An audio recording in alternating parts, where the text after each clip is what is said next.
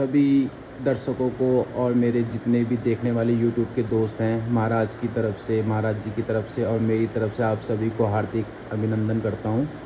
और आज 24 तारीख जून का महीना 2026 में मैं अपने नाना जी के पास बैठा हूं और आपको कुछ वो ऐसी बातें बताएंगे जीवन के बारे में जो आप अपने जीवन में उसे अगर आप अप्लाई करोगे लाइफ में तो कुछ आपको शांति मिलेगी, जीवन में राह देखने को मिलेगा और आगे बढ़ने की उम्मीद मिलेगी।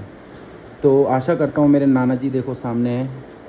तो नाना जी प्रणाम। आप लोग अब मेरे दर्शकों को आप कुछ ऐसी बातें बताइए कि जिसे देख के वो ज्ञान अर्जित हो।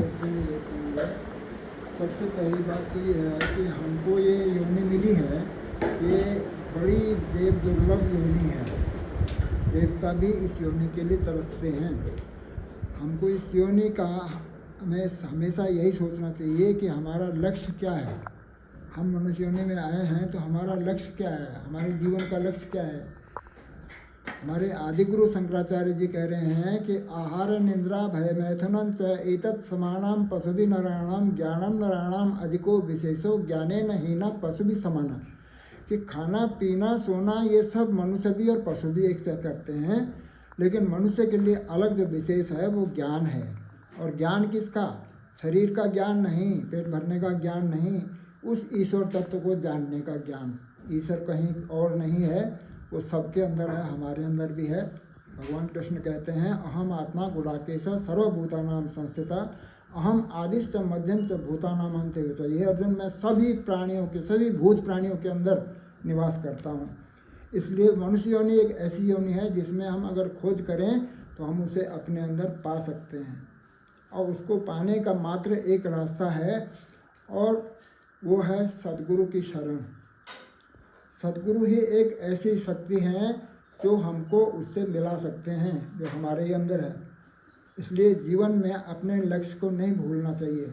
लक्ष्य हमारा ईश्वर की प्राप्ति है और इस 84 लाख योनियों में भटकने से छूटने का उपाय जानना और उस पर चलना, यही हमारा लक्ष्य है।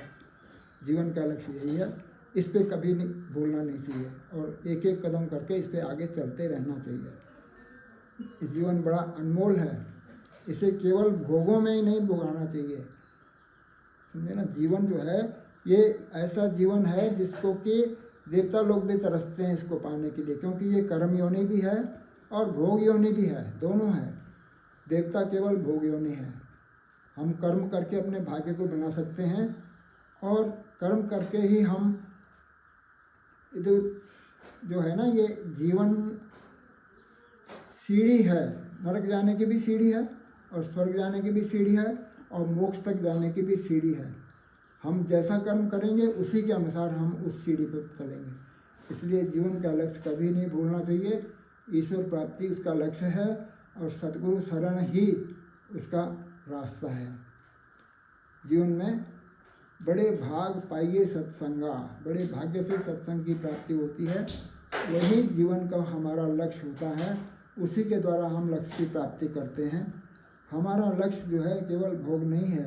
खाना पीना वगैरह ये सब पशु भी करते हैं, लेकिन हमें अपने जीवन को लक्ष्य को नहीं भूलना चाहिए।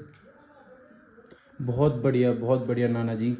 जो मनुष्य अपने जीवन को, लक्ष्य को भूल जाता है वो कभी भगवान को नहीं प्राप्त करता है। चाय पे बातचीत, चर्चा और आगे चलती रहेगी मेरे दोस्तों।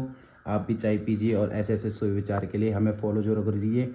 और मेरे नाना जी बहुत बड़े भक्त हैं, बहुत बड़े उनके सतपाल महाराज जी के बहुत बड़े उनके आश्रम में जाते हैं, बहुत अच्छा रहता है उनका, सत्संग करते हैं मेरे नाना जी। अगर आप फॉलो करना चाहेंगे तो मैं आपको ऐसी वीडियो रोज़ सुनाऊंगा, कुछ नए नए थॉट आपको और सुनाऊंगा। तो चाय पे चर्चा और आगे चलेगी दोस्तों। धन्यवाद, आपका दिन मंगलमय।